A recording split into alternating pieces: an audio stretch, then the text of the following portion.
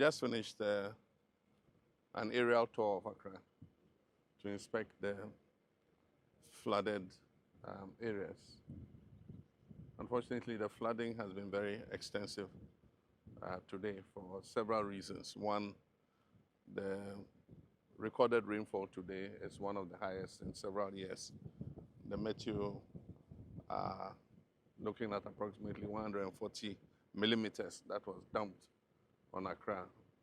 Last year, the maximum rainfall was 56 on a single day. And so the volumes are much higher. And so there are many issues to the flooding in Accra. There's climate.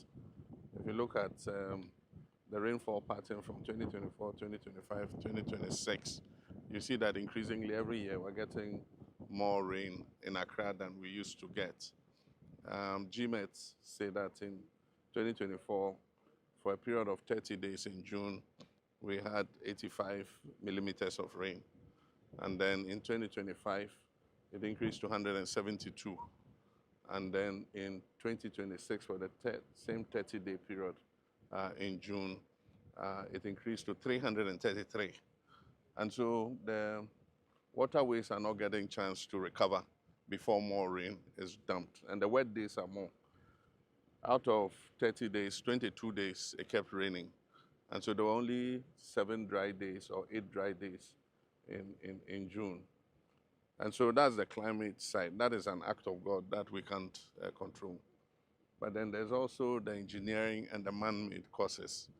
That is, like I said before, Accra is built between 2 natural bodies, the Kwapim Mountain Range and the Atlantic Ocean. And before Accra was built, the streams used to flow through this plain to reach the sea. Now, the British brought the capital to Accra, and in those years it was not a problem because Accra was a very small city. But as the population continues to increase and people continue to build, it restricts the path of the streams on their way to the Atlantic. So that's an engineering problem. We need to see how to open the channel so that the water can pass. But then there's also the other aspect, which is attitudinal and human behavior. That is dumping garbage in the drains, putting all kinds of items in the drains after we finish creating waste. Instead of sending it to the appropriate place, even in the air, we discovered many illicit dumping sites where the wetlands are.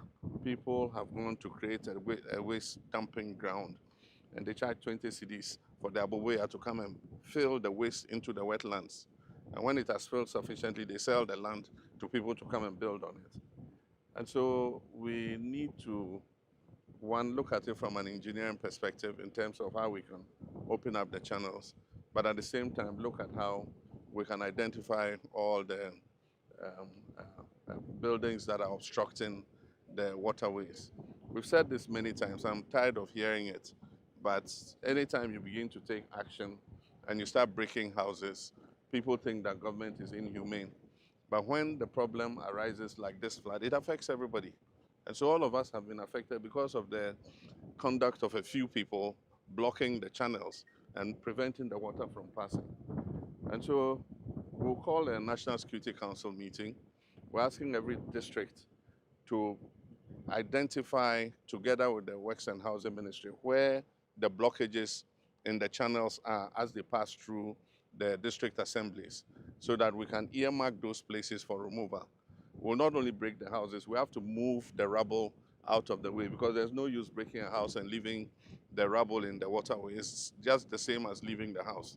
And so it's going to be quite a major issue in order to resolve the problem of Accra. But ultimately, the other solution will be to decongest Accra.